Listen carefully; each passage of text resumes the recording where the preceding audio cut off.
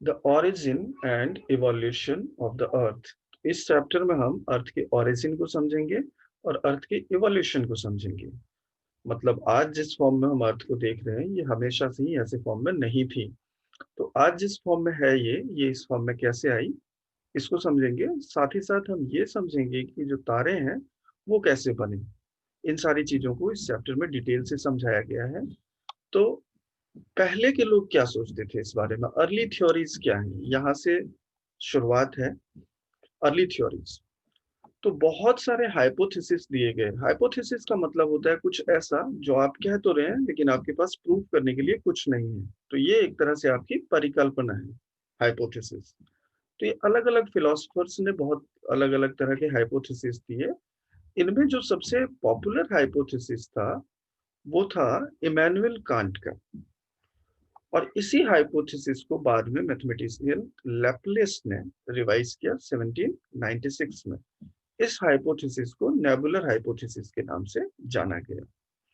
ये हाइपोथेसिस ये कहती है, नेबुलर हाइपोथेसिस, कि प्लैनेट्स एक क्लाउड से बने हैं। ये क्लाउड उस समय की बात है जब सन अपने यूथफुल स्टेज में थी। उसी समय में एक क्लाउड से सारे प्लैनेट्स बने हैं। वो क्लाउड सन के चारों तरफ रोटेट कर रही थी और रोटेट करते करते धीरे धीरे उसी से सारे प्लैनेट्स बने। बाद में 1900 में चैम्बरलिन और मोल्टन, इन्होंने कहा कि एक वंडरिंग स्टार, मतलब एक घूमता हुआ स्टार कहीं से आया सन के पास, और सन के पास आने के बाद उससे सन से एक शिगार के शेप का एक टुकड़ा अलग हो गया। बाद में जब वो स्टार चली गई तो वो टुकड़ा सन के चारों तरफ रोटेट करने लगा और उसी टुकड़े से सारे बाकी के प्लैनेट्स बने। इसी को सर जेम्स जीन्स और बाद में सर हेराल्ड जेफरी, इन्होंने इस आइडिया को सपोर्ट किया। बाद के जो कुछ आर्गुमेंट्स हैं उसमें ये बताया गया कि सन का एक कंपेनियन भी हुआ करता था, मतलब सन का एक और कोई साथी स्टार हुआ करता था। तो सन और सन के साथ कोई दूसरे स्टार की जब हम बात करते हैं, मतलब इस तरह की थ्योरी जिसमें दो स्टार्स इन्वॉल्व हैं, सन और एक और स्टार, इस तरह की सारी थ्योरीज को बाइनरी थ्योरी कहा जाता है। बाद की बात करें तो 1950 में ऑटो सिमिट रशिया के और कार्ल वाइजस्कर जर्मनी के, इन लोगों ने फिर से नेबुलर हाइपोथेसिस को रिवाइज किया। और इन्होंने रिवाइज किया, थोड़ा डिटेल इनका डिफरेंट था आपस में। इन्होंने कहा कि सन एक सोलर नेबुला से घिरा हुआ था। सोलर नेबुला, नेबुला का मतलब होता है, नेबुला एक तरह का क्लाउड होता है जिसमें गैसेस और डस्ट होते हैं। मैं आपको वो भी अभी दिखाऊंगा नेबुला कैसा दिखता है।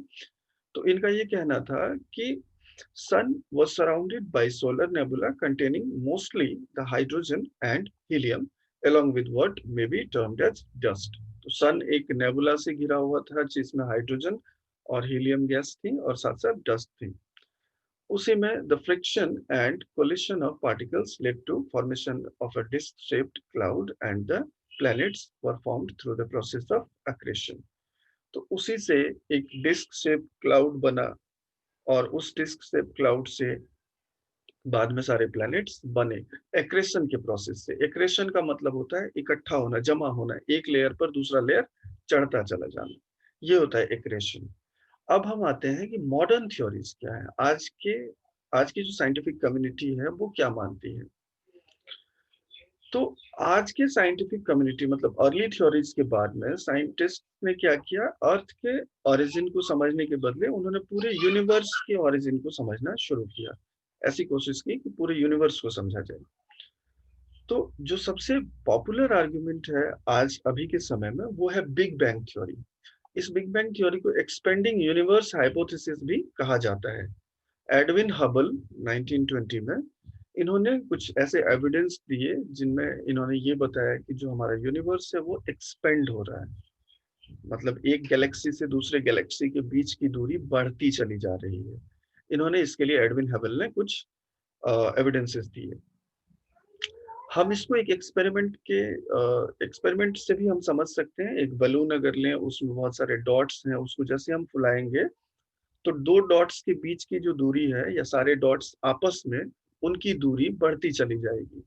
लेकिन यहाँ पर ये बलून वाला एग्जाम्पल जो ये पार्सली करेक्ट है, पूरी तरह से करेक्ट नहीं है। क्योंकि जब हम बलून को फुलाते हैं तो डॉट्स तो बढ़ रहे हैं, डॉट्स के बीच की दूरी बढ़ रही है, डॉट्स भी साथ साथ बढ़ रहे हैं। तो ये नहीं कहा जा रहा है कि गैलेक्सीज बढ़ रही है, गैलेक्सी का साइज नहीं बढ़ रहा है, बल्कि गैलेक्सीज के बीच की दूरी बढ़ रही है। तो इस तरह से ये जो बलून वाला एग्जाम्पल है, ये पार्शियली करेक्ट एग्जाम्पल है, पूरी तरह से करेक्ट नहीं है।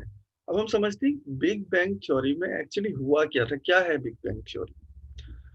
तो बिग बैंग थ्योरी से लेकर के, बिग बैंग से लेकर के आज तक यूनिवर्स कैसे बना, इसको इस थ्योरी ने समझाया है। इस थ्योरी का कहना है कि एक बहुत ही छोटा सा बॉल था, बहुत टाइनी बॉल, टाइनी मतलब इतना छोटा, एटॉमिक साइज का कोई बॉल, जिसमें अनइमेजिनेबली स्मॉल वॉल्यूम था, इन्फिनिट टेम्परेचर और इन्फिनिट डेंसिटी। मतलब इसका वॉल्यूम इतना छोटा कि आप इमेजिन नहीं कर सकते, टेम्परेचर इतना ज्यादा कि आप इमेजिन नहीं कर सकते, और डेंसिटी इतना ज्यादा मतलब भारी इतना कि वो भी आप इमेजिन नहीं कर सकते। लेकिन एक छोटा सा बॉल, एटम के साइज का ball.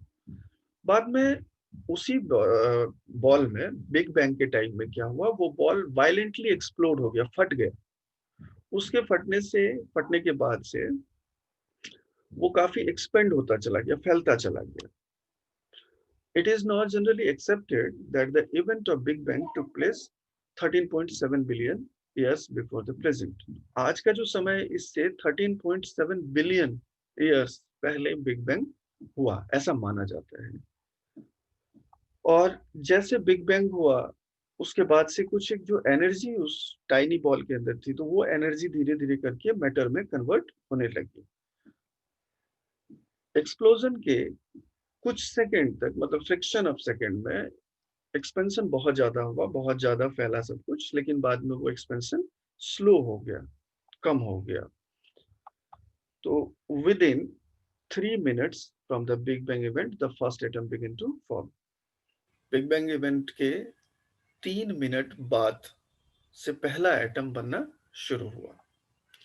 With in 3 lakh years from the Big Bang, temperature dropped to 45 degree Kelvin and gave rise to atomic matter. बाद में 3 लाख साल के बाद, बिग बैंग होने के 3 लाख ईयर्स के बाद में टेम्परेचर 4500 केल्विन नीचे आ गया, और इससे एटॉमिक मैटर्स बनने लगे और यूनिवर्स ट्रांसपेरेंट हो गया। यूनिवर्स ट्रांसपेरेंट होने का मतलब ये है कि कहीं पर भी अगर आप अपने नॉर्मल लाइफ में भी देख सकते हैं, अगर एक्सप्लोजन होगा तो एक्सप्लोजन के बाद अब चारों तरफ डस्ट ही डस्ट होगा, तो ट्रांसपेरेंसी नहीं होगी, कुछ दिख नहीं रहा होगा उस टाइम पर। तो इसको, यूनिवर्स को ट्रांसपेरेंट होने में लगभग 3 लाख साल लगे बिग बैंग के बाद, उसके बाद यूनिवर्स ट्रांसपेरेंट हो पाया।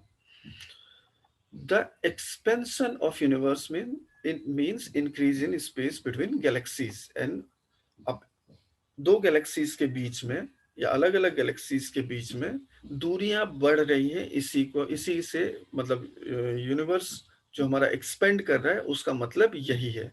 इसी का एक ऑल्टरनेट थ्योरी है जो हॉयल ने दिया है। इसको बोलते हैं steady state. Steady state Hoyle का ये मानना है कि ये यूनिवर्स किसी भी टाइम पर ऐसी ही थी जैसी आज है, मतलब इसके बीच में, दो गैलेक्सीज के बीच में दूरी नहीं बढ़ रही है, ये बिल्कुल स्टेडी स्टेट में है। लेकिन आज का जो साइंटिफिक कम्युनिटी है, आज के जो ज्यादा साइंटिस्ट्स हैं, वो बिग बैंग थ्योरी के सपोर्ट में, वो बिग बैंग थ्योरी को मानकर चल रहे हैं बाय एंड लार्ज। अब आते हैं, हम ये जानने की कोशिश करते हैं कि स्टार्स कैसे फॉर्म हुए। बिग बैंग हमने समझ लिया कि बिग बैंग से यूनिवर्स फॉर्म हुआ, तो यूनिवर्स में स्टार्स कैसे फॉर्म हुए। अब जो बिग बैंग के बाद डिस्ट्रीब्यूशन था मैटर का और एनर्जी का, वो हर जगह एक जैसा नहीं था, इवन नहीं था, कहीं पर ज्यादा कहीं कम। तो these initial density differences gave rise to differences in gravitational forces and it caused the matter to get drawn together. अब हम जानते हैं कि जो ग्रेविटेशनल फोर्स होता है वो किसी भी चीज के मास पर डिपेंड करता है। जहां जो चीज ज्यादा भारी होगा उसका ग्रेविटेशनल फोर्स भी ज्यादा होगा। तो बिग बैंग इवेंट के बाद जब हमारा यूनिवर्स बनना शुरू हुआ, तो उस टाइम पर जो भी मेटर्स थे वो अनइवनली डिस्ट्रीब्यूटेड थे। तो जहां मेटर्स का डिस्ट्रीब्यूशन ज्यादा होगा वहां पर क्या होगा, ग्रेविटेशनल फोर्स ज्यादा होगा, अगर ग्रेविटेशनल फोर्स ज्यादा होगा तो वो बाकी के मैटर्स को अपने तरफ अट्रैक्ट करेगी। तो इससे क्या हो गया, these formed the basis for development of galaxies. इसी वजह से अनइवन डिस्ट्रीब्यूशन की वजह से जहां मैटर्स ज्यादा थे वहां पर और भी वो आसपास के मैटर्स को अट्रैक्ट करने लगे और इस तरह से हमारी अलग अलग गैलेक्सीज बनी। अब गैलेक्सी किसे कहते हैं, एक गैलेक्सी में बहुत सारे स्टार्स होते हैं।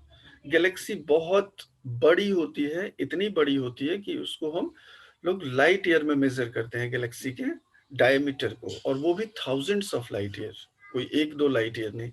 लाइट ईयर का मतलब ये है कि लाइट एक पूरे ईयर में कितना ट्रैवल करती है, उसको बोलते हैं लाइट ईयर।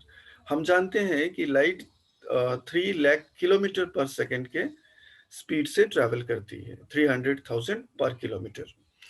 तो जब एक पर सेकेंड, एक सेकेंड में जब लाइट इतना ट्रैवल करती है तो एक ईयर में कितना ट्रैवल करेगी, और इस तरह से थाउजेंड्स ऑफ ईयर्स जब हम चलेंगे, लाइट जब चलेगी तो एक गैलेक्सी को क्रॉस कर पाएगी, इतनी बड़ी गैलेक्सी होती है। एक इंडिविजुअल गैलेक्सी का डायमीटर 80,000 से 1,50,000 लाइट ईयर्स तक हो सकता है, होता है। A galaxy starts to form by accumulation of hydrogen gas in the form of very large cloud called nebula. अब गैलेक्सी क्या हुआ, गैलेक्सी हाइड्रोजन गैस जब एक जगह पर इकट्ठा होने लगी, जमा होने लगी, उसका गैस का एक बादल सा बन गया जिसको हम लोग नेबुला कहते हैं, solar nebula. Eventually growing nebula develops localized clumps of gases. अब जैसे ये नेबुला बना गैस का तो उसमें लोकलाइज्ड क्लम्प्स बनने लगे, मतलब गैस के गोले अलग अलग जगहों पर बनने लगे। ये गैस के जो गोले थे, क्लाउड क्लम्प्स, ये बाद में धीरे धीरे डेंसर होते चले गए और इसी से स्टार्स बने। The formation of stars is believed to have taken place some 5 to 6 billion years ago. Stars आज से करीब 5 to 6 बिलियन ईयर्स पहले बने हैं। और स्टार्स कैसे बने हैं, नेबुला क्लाउड से स्टार्स बने हैं। उस नेबुला में लोकलाइज्ड क्लम्प्स थे, वो लोकलाइज्ड क्लम्प्स और ज्यादा डेंस होते चले गए और उसी से स्टार्स का फॉर्मेशन हुआ। अब आते हैं हम लोग प्लैनेट्स का फॉर्मेशन कैसे हुआ। तो प्लैनेट का फॉर्मेशन के लिए अलग अलग स्टेज में इनका डेवलपमेंट हुआ है। जैसा कि हमने अभी डिस्कस किया कि the stars are localized lumps of gases within a nebula, the gravitational force within the lumps lead to the formation of a core to the gas cloud, and a huge rotating disk of gas and dust develops around the gas core.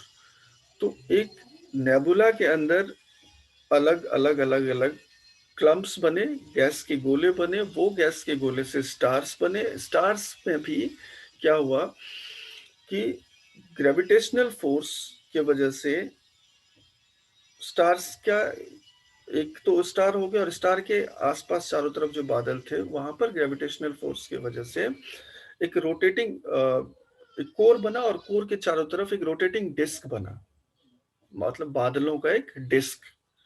और उस disc से वो disc जो core के चारों तरफ नाचना शुरू हुआ, उसी से बाद में धीरे धीरे धीरे सारे प्लैनेट्स बने। In the next stage, the gas cloud starts getting condensed and the matter around the core develop into small rounded objects. तो पहले स्टेज में तो एक कोर फॉर्मेशन हुआ, कोर के चारों तरफ रोटेटिंग शेप का एक क्लाउड फॉर्मेशन हुआ, और उसके बाद धीरे धीरे क्या हो गया कि वही क्लाउड कंडेंस होने लगा। कंडेंस होकर के वो राउंडेड ऑब्जेक्ट्स में बदलना शुरू हो गया। इस तरह के राउंडेड ऑब्जेक्ट्स को हम लोग प्लैंटेसिमल्स कहते हैं। ये प्लैंटेसिमल्स कुछ 1 किलोमीटर जितने बड़े हो सकते हैं। अब जो बड़े बड़े बॉडीज थे वो एक दूसरे से टकराने लगे, कोलाइड करके, और वो बाद में एक साथ आने लगे, टकराते हुए एक साथ आने लगे ये सारे प्लैंटेसिमल्स, और बहुत सारे स्मॉलर और लार्जर बॉडीज बने। बाद में फाइनल स्टेज में जो बहुत सारे स्मॉल प्लांटेसिमल्स थे वो एक्रेशन के थ्रू, मतलब एक दूसरे के साथ स्टिक होके, जमा होके, एक लेयर पर दूसरा लेयर चढ़ते हुए ये प्लैनेट्स बने। हमारे सोलर सिस्टम में अभी 8 प्लैनेट्स हैं। प्लूटो को इस लिस्ट से बाहर निकाल दिया। वैसे अलग-अलग लोगों का अलग-अलग मानना है। कुछ लोग 12 प्लैनेट्स भी मानते हैं, लेकिन हम अभी 8 प्लैनेट मानकर चलते हैं। एक नया प्लैनेट भी ऐड किया गया था 2003 यूबी 313। ये रिसेंटली इसको ऐड किया गया। अगर ये ऐड हो गया तो 9 प्लैनेट अभी हो गए। The nebula from which our solar system is supposed to have been formed started its collapse and core formation sometime 5 to 5.6 billion years ago, and the planets were formed around 4.6 billion years ago. तो जिस nebula से हमारा solar system बना है वो तकरीबन 5 से 5.6 billion years ago बना है, और हमारे प्लैनेट्स जो बने हैं तकरीबन 4.6 बिलियन ईयर्स अगो बने हैं। हमारे सोलर सिस्टम में एक सन है जो स्टार है, बाकी प्लैनेट्स हैं। यहाँ 9 प्लैनेट बताए जा रहे हैं, लेकिन प्लूटो को अभी हम प्लैनेट नहीं मानते हैं।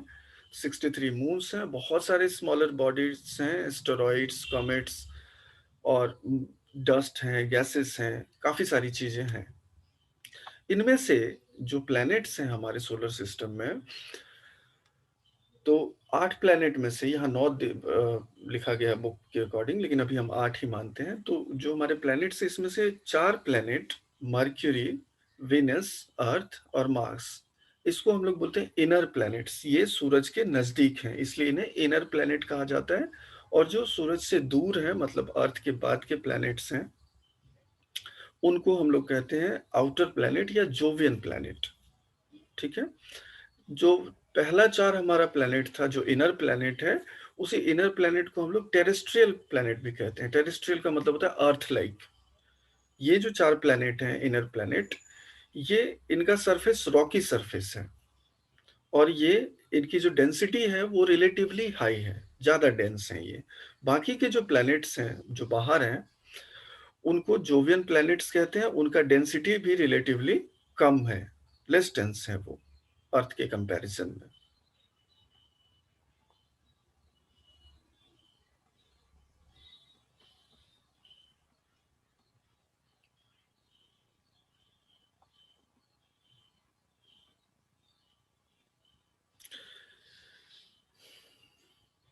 Most of them are much larger than the terrestrial planets and have thick atmosphere. अब जो हमारे टेरेस्ट्रियल प्लैनेट हैं उसकी कंपैरिजन में जोवियन प्लैनेट्स ज़्यादा बड़े हैं, और उनका एटमॉस्फेयर भी काफ़ी थिक है।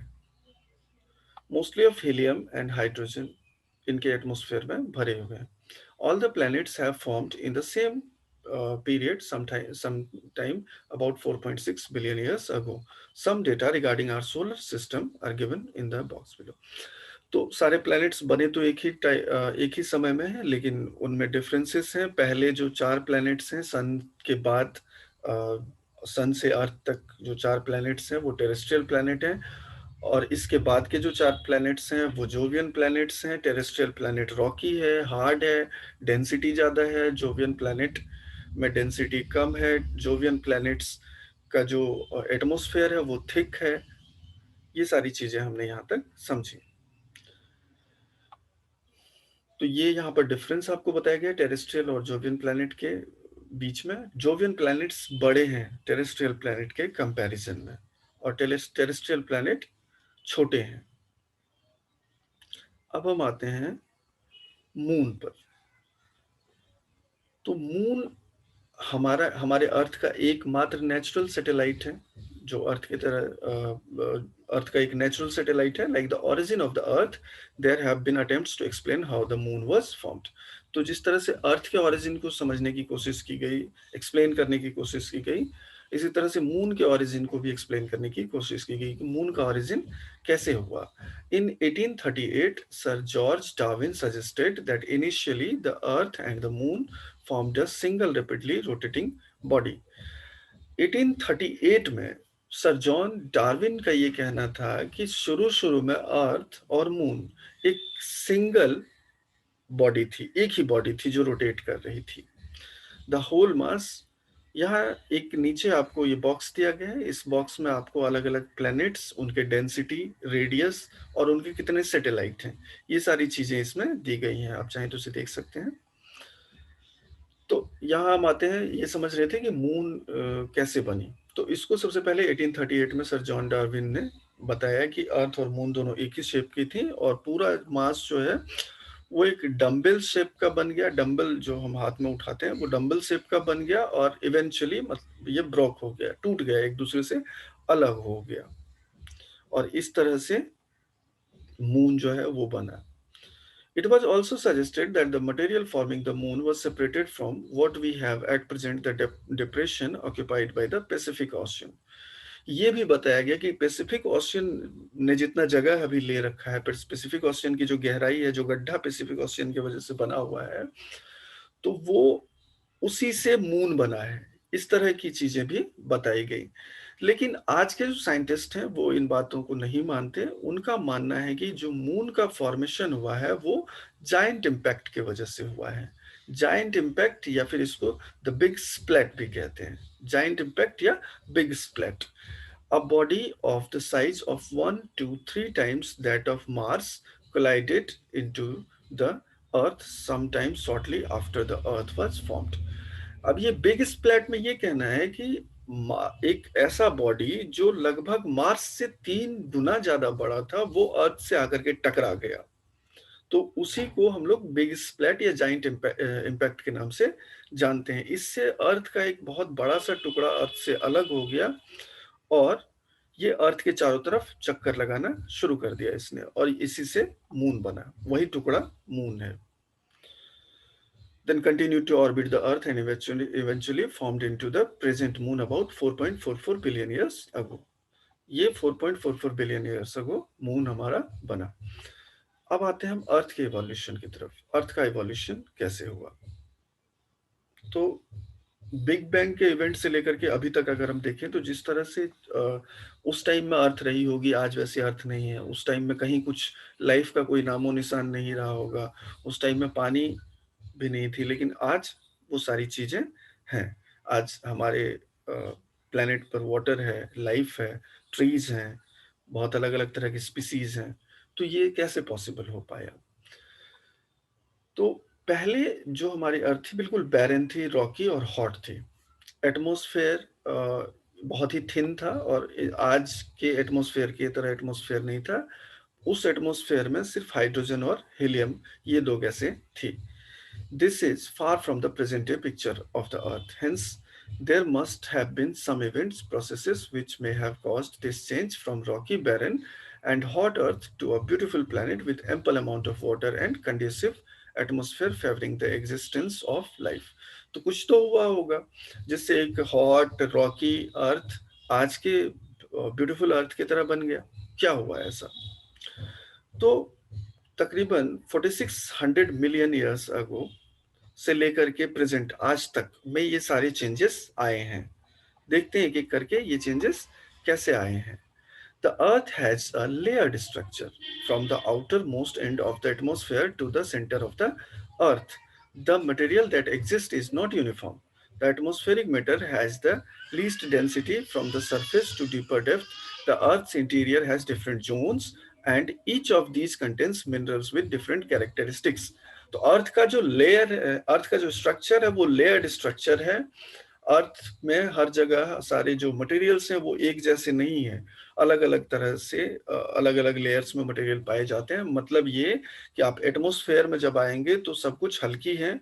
जैसे नीचे जाएंगे एटमॉस्फेयर से सरफेस की तरफ तो एटमॉस्फेयर के कंपैरिजन में भारी है। फिर सरफेस से नीचे आप अर्थ में डेप्थ में जाएंगे तो चीजें और ज्यादा डेंस होती चली जाएंगी और फाइनली जो कोर है वो और ज्यादा डेंस होता चला जाएगा। इसको ऐसे आप समझ सकते हैं कि कभी भी कि आप अपने सपोज कीजिए घर में एक बकेट लीजिए, बकेट के अंदर आप पानी डाल दीजिए और उसमें काफी सारी चीजें आप अलग अलग चीजें मिक्स कर दीजिए। जैसे कि आप उसमें एक पत्थर गिरा दीजिए या फिर आयरन का कुछ आप उसके अंदर गिरा दीजिए। कुछ सब्जियों के टुकड़े आप डाल सकते हैं। तो आप देखेंगे जो चीज भारी होगी वो नीचे बिल्कुल चली जाएगी और जो हल्की चीजें होंगी वो ऊपर की तरफ तैरना शुरू कर देंगी। तो इनिशियली जो हमारा अर्थ था वो बिल्कुल वॉलेटाइल स्टेट में था, लिक्विड लाइक स्टेट में था। तो उस टाइम पर जो भी मटेरियल्स थे, वो मटेरियल्स जो डेंस मटेरियल थे वो अर्थ में नीचे की तरफ सिंक हो गए, कोर की तरफ अर्थ के, और जो लाइटर मटेरियल्स थी वो ऊपर की तरफ रह गई। तो इस तरह से अर्थ का लेयर्ड स्ट्रक्चर डेवलप हुआ। Development of lithosphere. The earth was mostly in a volatile state during its primordial stage. Primordial stage का मतलब अर्थ के शुरुआत का स्टेज, जब अर्थ बनी तब का स्टेज। तो उस टाइम पर अर्थ बिल्कुल वोलेटाइल स्टेज में थी, मतलब कि अर्थ जिस तरह से आज हम देख रहे हैं ऐसी नहीं थी, अस्थिर थी, liquid like. Due to gradual increase in density the temperature inside has increased as a result the material inside started getting separated depending on their densities. तो जैसे शुरुआत की जो अर्थ थी, अर्थ के अंदर डेंसिटी बढ़ता चला गया, डेंसिटी बढ़ने से टेम्परेचर बढ़ता चला गया, टेम्परेचर बढ़ने से क्या हुआ कि जो अलग अलग तरह के मटेरियल्स थे वो एक दूसरे से सेपरेट होने लगे, भारी चीजें अंदर की तरफ और लाइट चीजें ऊपर की तरफ आ गई। During the formation of the moon due to the giant impact the earth was further heated up. अब यहाँ ये भी इम्पोर्टेंट बात है कि जब दो चीजें आपस में टकराती हैं, आप अपने दो हाथ को भी अगर आपस में टकराएंगे तो हाथ गर्म हो जाएंगे, आप फील करेंगे, थोड़ा सा टेम्परेचर फील करेंगे। तो जब जाइंट इम्पैक्ट हुआ, एक सेलेस्टियल बॉडी अर्थ से आकर के टकराई जिससे मून का फॉर्मेशन हुआ, तो उस टाइम में अर्थ का टेम्परेचर और ज्यादा बढ़ गया। तो इससे क्या हो गया कि इस टेम्परेचर के बढ़ने से जो अलग अलग तरह के डेंसिटी के मटेरियल्स हैं वो अलग अलग जगहों पर सेटल हो गई। Starting from the surface to the central part, we have layers like crust, mantle, outer core and inner core. तो अर्थ के स्ट्रक्चर को आगे के चैप्टर्स में बताया गया, अर्थ के स्ट्रक्चर के बारे में।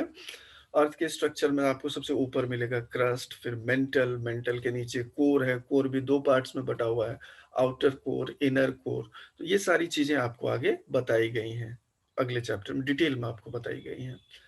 अब जिस तरह का एटमॉस्फेयर है हमारा आज का, जिसके वजह से ये पॉसिबल है कि हम सांस ले पा रहे हैं, और हाइड्रोस्फेयर है मतलब पानी है, ये सारी चीजें कैसे आई? पहले नहीं थी इस तरह की चीजें, एटमॉस्फेयर नहीं थी ऐसी और हाइड्रोस्फेयर भी नहीं थी। तो the present composition of earth's atmosphere is chiefly contributed by nitrogen and oxygen. आज का जो हमारा एटमॉस्फेयर है उसमें ज्यादातर आपको नाइट्रोजन और ऑक्सीजन मिलेगा, बाकी के जो गैसेस हैं वो कम अमाउंट में, बहुत ही कम अमाउंट में बाकी के गैसेस हैं। ये सारी चीजें भी आप इसी क्लास में, क्लास 11th के ज्योग्राफी में ही एटमॉस्फेयर के बारे में भी डिटेल में पढ़ेंगे, उनके कंपोजिशन को भी डिटेल में समझेंगे। Everything you will go through in this particular class. So there are three stages in the evolution of the present atmosphere. आज का जो एटमॉस्फेयर है इसको बनने में तीन अलग अलग स्टेज थे। क्या था पहला स्टेज? देखते हैं। पहला स्टेज था प्रिमोडियल एटमॉस्फेयर का लॉस होना, मतलब जो पहले का एटमॉस्फेयर था बिग बैंग के टाइम में के बाद में, अर्थ के बनने के बाद जो एटमॉस्फेयर था पहले, बिल्कुल पहले स्टेज का एटमॉस्फेयर, तो उसको पहले खत्म होना था। वो था पहला स्टेज हमारे आज के एटमॉस्फेयर बनने का। तो सन से एक विंड चलती है जिसको सोलर विंड कहते हैं। उस सोलर विंड ने क्या किया, अर्थ के और जितने टेरेस्ट्रियल प्लैनेट्स जितने हैं उनके एटमॉस्फेयर को उड़ा करके, ब्लो करके लेकर चली गई बाहर की तरफ। लेकिन अभी आपने पहले देखा था कि जोवियन प्लैनेट्स जो हैं उनमें गैसी हैं वो as compare to terrestrial planets. तो वो इसलिए क्योंकि वो सन से दूर है, तो वहां पर सोलर विंड्स का इतना असर नहीं हुआ जितना टेरेस्ट्रियल प्लैनेट्स पर हुआ। तो सोलर विंड के वजह से जो प्रिमोडियल एटमॉस्फेयर था अर्थ का वो खत्म हो गया। Finally, the composition of the atmosphere was modified by the living world through the process of photosynthesis. तो पहला हमने देखा, फर्स्ट स्टेज प्रिमोडियल एटमॉस्फेयर खत्म हो गया। In second stage the hot interior of the earth contributed to the evolution of the atmosphere. अब दूसरे stage में जो अर्थ का इंटीरियर पार्ट है वो काफी गर्म था, काफी गर्म होने की वजह से वो गैसेस रिलीज करेगा, वाटर वेपर रिलीज करेगा। तो अर्थ से जो गैसेस और वाटर वेपर्स रिलीज हुए उससे हमारे एटमॉस्फेयर को बनने में मदद मिली। और फाइनली इसमें सबसे बड़ा जो कंट्रीब्यूशन है वो है हमारे लिविंग वर्ल्ड का। लिविंग वर्ल्ड ने थ्रू फोटोसिंथेसिस के थ्रू इस एटमॉस्फेयर को मॉडिफाई किया और हमारे रहने लायक बनाया। The early atmosphere with hydrogen and helium is supposed to have been stripped off as a result of the solar wind। तो ये मैं आपको बता चुका हूँ कि सोलर विंड ने अर्ली एटमॉस्फेयर को स्ट्रिप कर दिया, और ये सारे टेरेस्ट्रियल प्लैनेट्स के साथ हुआ। During the cooling of the earth gases and water vapour were released from the interior solid, ये भी मैं आपको बता चुका हूँ। अब आगे इसमें आपने ये समझ लिया कि एटमॉस्फेयर हमारा कैसे डेवलप हुआ। अब नेक्स्ट यहाँ पर दिया गया जियोलॉजिकल टाइम स्केल। तो जिस तरह से हम टाइम को मेजर करते हैं ईयर्स में, मंथ के बाद डेज में, डेज को आवर्स में, आवर्स को फिर मिनट्स में, सेकंड्स में, तो जियोलॉजी में टाइम का स्केल थोड़ा सा अलग है, क्योंकि टाइम भी बहुत लंबे वक्त की बात चल रही है। तो यहाँ पर टाइम को कुछ इस तरह से बांटा गया है, इयॉन्स, इयॉन्स को फिर एरा में डिवाइड किया गया है, एरा को पीरियड में डिवाइड किया गया है, पीरियड को एपॉच में, एपॉच को एज में। इस तरह से जियोलॉजिकल टाइम स्केल को बनाया गया है। अब इसको और थोड़ा डिटेल में अगर मैं आपको बताऊं तो अभी तक 4 इयॉन हुए हैं। 4 इयॉन में ही ये सारे जो आप देख रहे हैं एरा, एरा जो अभी आप देख रहे हैं, Cenozoic, Mesozoic, Palaeozoic, pre Cambrian, ये सब एरा इन 4 इयॉन्स के अंदर हैं। फिर इन्हीं एरा में पीरियड है, क्वाटरनरी, टर्सरी, और भी सारे पीरियड्स हैं ये इसके अंदर। फिर ये इपॉच के नाम हैं, और ये आपको टाइमलाइन बताया गया है कि ये आप, क्योंकि ईयर्स तो हम सभी समझते ही हैं, तो ईयर्स में इन सारी चीजों को बताया गया, और ये बताया गया कि किस टाइम पर क्या क्या चीजें डेवलप हुई हैं। जैसे बिग बैंग कब हुआ, फिर बिग बैंग के टाइम में क्या क्या हुआ, तो और यूनिवर्स का ओरिजिन हुआ, फिर सन का ओरिजिन कब हुआ, फिर एटमॉस्फेयर में किस टाइम में कार्बन डाइऑक्साइड रिच हुआ, और उसके बाद ओशियंस कब बने, कॉन्टिनेंट्स कब बने, ये सारी डिटेल्स इस पूरे टाइम स्केल में दिया गया है। तो you need to go through these details. इसमें अंडरस्टैंडिंग जैसा कोई पार्ट नहीं है। और as the earth cooled, the water vapor released started getting condensed, the carbon dioxide in the atmosphere got dissolved in rainwater, and the temperature further decreased, cause more condensation and more rains। तो जैसे जैसे अर्थ cool होता चला गया, water vapour condense होता चल, जैसे cooling ज्यादा होगा तो कूलिंग से कंडेंसेशन भी होगा, कंडेंसेशन की वजह से और भी ज्यादा बारिश होने लगी, तो रेन वाटर जैसे सरफेस पर पड़ने लगा। उस रेन वाटर से ही ये सारे जो आज के जो हम ओशियंस देख रहे हैं, वो उस समय जो भारी बारिश हुई है, उसी बारिश से जो डिप्रेशंस अर्थ पर बने हुए थे वो सारे भर गए, और जो ओशियन आज हमें देखने को मिल रहा है, ये ओशियंस उन्हीं सारी चीजों से बने। ओशियंस बने अर्थ के बनने के लगभग 500 मिलियंस के बाद में। This tells us that the oceans are as old as 4000 million years. तो ओशियंस के एज की बात की जाए तो ओशियन हमारा 4000 मिलियन ईयर पुराना है। Sometime around 3800 million years ago life began to evolve. लगभग 38 मिलियन ईयर्स पहले अर्थ पर पहली बार लाइफ इवॉल्व होनी शुरू हुई।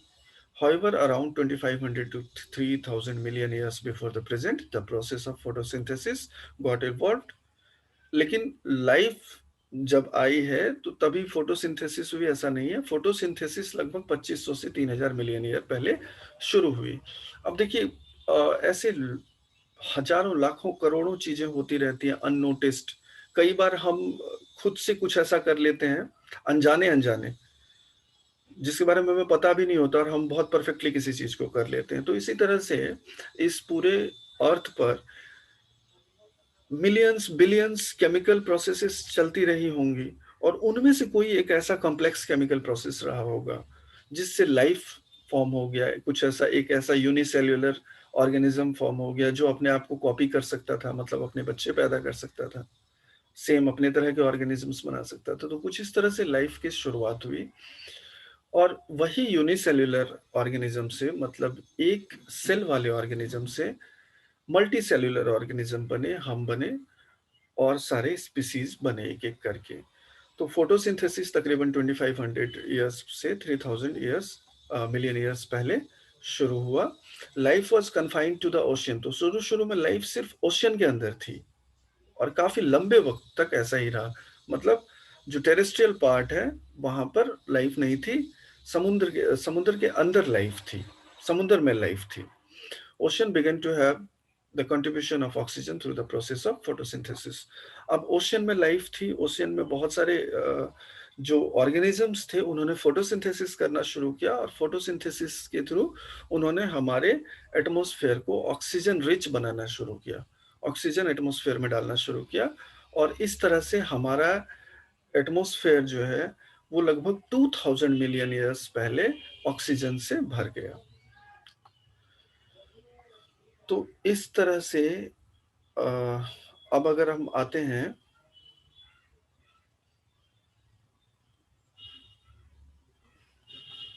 कि हमारा लाइफ यहाँ पर कैसे बना, तो इसको हमने बहुत अच्छे से समझ लिया।